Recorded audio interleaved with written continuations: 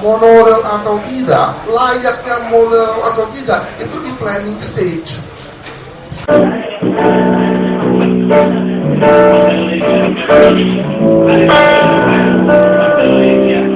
Running out of the day, we should give it the faith to the one,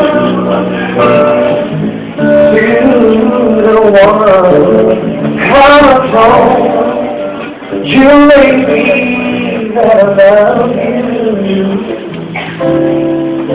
how told that if I told us what you do.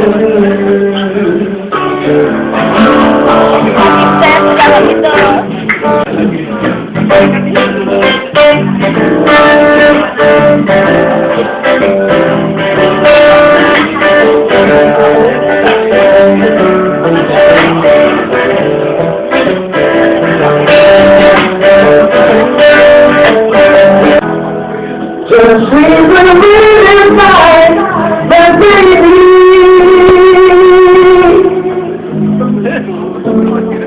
Please don't do me so down.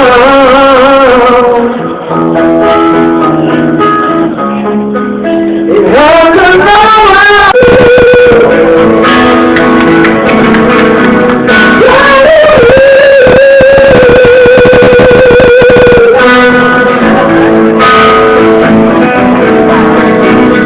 Silakan untuk menyampaikan, mudah-mudahan ada waktu untuk semua orang mengacungkan tangan dan menyampaikan pertanyaan.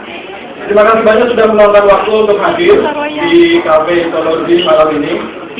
Di tengah kesibukan kampanye, 2 minggu lagi, jangan lupa 2 minggu lagi hari penentuan saja. Kemudian kita juga, sayangnya dari pihak DKI berhalangan, kita inginnya ngobrol langsung dengan Pak Ahok, tapi rupanya tidak bisa datang. Jadi diwakili oleh Dinas Perhubungan juga nggak bisa datang. Jadi harus ada orang DKI yang ngomong. Karena itu kita juga beruntung ada Mas Sanusi, Bapak Insinyur Sanusi, anggota DPRD DKI Jakarta yang Garuda Merah di Balai di Dirjen Perkeretaapian Kementerian Pendidikan. Nanti muncullah sebuah peraturan pemerintah yang mengatur kerjasama pemerintah swasta atau PPP, Public Private Partnership, untuk proyek infrastruktur. Nah, jadi perjanjian kerjasama PKS 2004 itu tidak masuk ke ranah PP itu. Nah, itu yang sangat membingungkan. Jadi sudah ada kerangka hukumnya, tapi PKS ini tanda-tanda di luar kerangka hukum tersebut.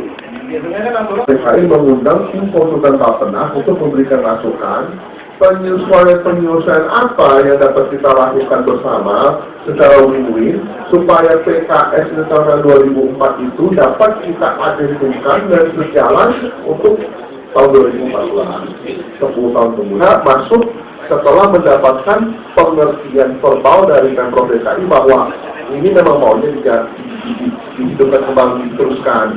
Tapi kita perlukan adendum tersebut. Dan sebelum kita melakukan adendum tersebut, kita diberikan 15 syarat yang menurut Pemprov DKI telah kita lampaui. Ini adendum atas kampanye saya selalu pakai baju kotak-kotak karena saya sekretaris pemenangan. Sekarang pada saat pilpres pasti saya pakai baju setiap hari, mau ke dewan, mau kemana, ke mall pun pakai ini. Jadi bukan berarti saya mau kampanye, ya. Jadi saya mau jelaskan gini. Yang pertama, saya mau sampaikan kepada teman-teman semua di sini bahwa sampai detik ini tidak ada yang minta perlindungan, tidak ada yang minta penjelasan, tidak ada yang minta advice apa sih ke Dewan. Dewan itu given, jadi dulu itu sudah ada rekomendasi Dewan dalam rangka pembangunan monorail, pertama.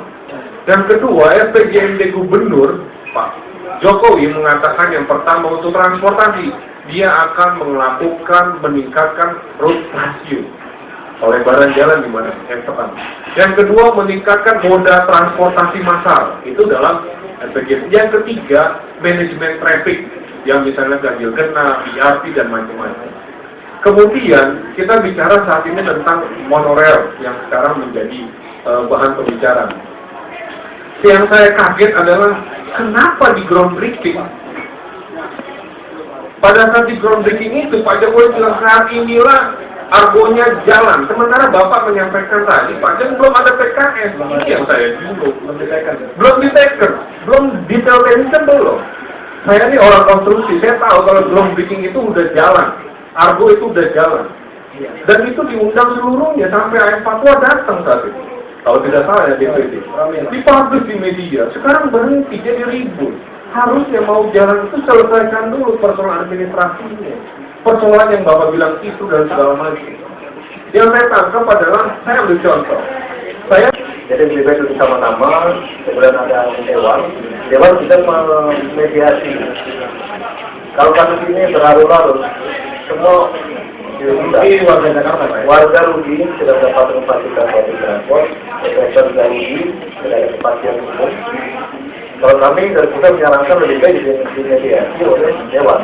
Kemarin kalau nggak salah, pemerintah pusat mengirim konsultan dari Bappenas. Itu bagian dari upaya untuk memediasi atau konsultan dari Bappenas ini untuk memperjelas kira-kira proses kerjasama ini seperti apa. Tapi tidak masih memang persoalan perencanaan, persoalan kelayakan benar apa enggak nih monorail? Apakah kenapa nggak teknologi yang lain? Apakah betul rute yang disiapkan adalah itu? Untuk ya persoalan teknis seperti itu ternyata bukan itu yang akhirnya membuat ini menjadi lebih sulit. Ternyata persoalan hukum dan birokrasi. Jangan-jangan persoalan ekonomis itu belum muncul. Iya.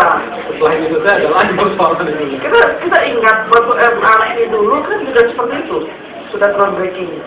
Tapi belum jalan-jalan kan? Ada persoalan ya. Kalau groundbreaking pasti MRT setelah pajak. Sebelumnya sudah groundbreaking Pak. Iya, sudah pernah groundbreaking juga. Groundbreaking.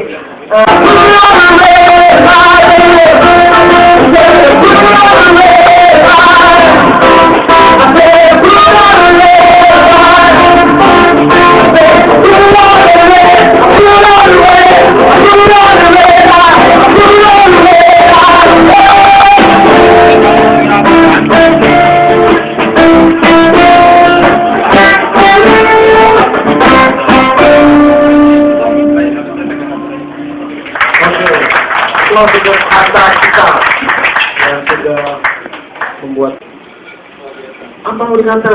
Oke Pak. Harus terjadi. Ingat ya, 16 tahun lalu, 20 tahun lalu, kita kan mau pusat di Banggara itu kan ada 3 susun kan?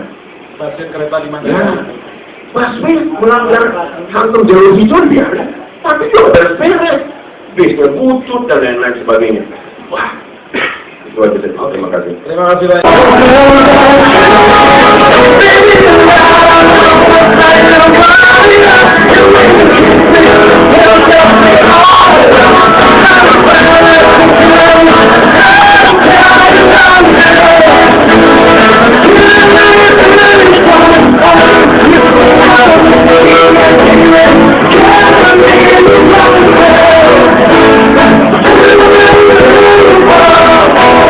Menyewakan, kita boleh membangun dan menyewakan IT infrastruktur, dan kita boleh membangun dan menyiapkan dan menyewakan tempat untuk advertising dan media. Jadi yang diuntungkan sebetulnya bukan Jakarta Monorail, tapi masyarakat yang punya tanah di sekitar TOD bisa didevelop ke atas lebih tinggi. Itu udah ada di RDTR. Terus pertama tol sudah ada, ya. Jalan tol pinggir laut dengan giant seawall sudah ada, reklamasi sudah masuk, monorail sudah masuk, MRT sudah masuk. Jadi tidak bisa lagi dirubah planning itu. Kalau rubah planning itu adalah rubah perda, rapat lagi di paripurna. Makanya saya bilang tadi, pertanyaannya di daerah TOD itu swasta punya tanah, terus Pemda di daerah TOD dianggap kita mau ngapa-ngapain karena apa? Kan satu partai sama Pak Ahok. Tarif itu diperdakan, cuma itu.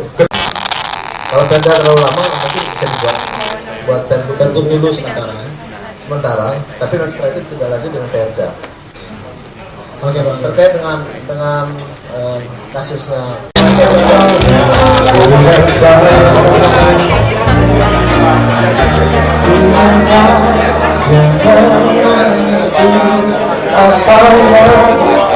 terjadi. Rasaku tak tertahan untuk dapat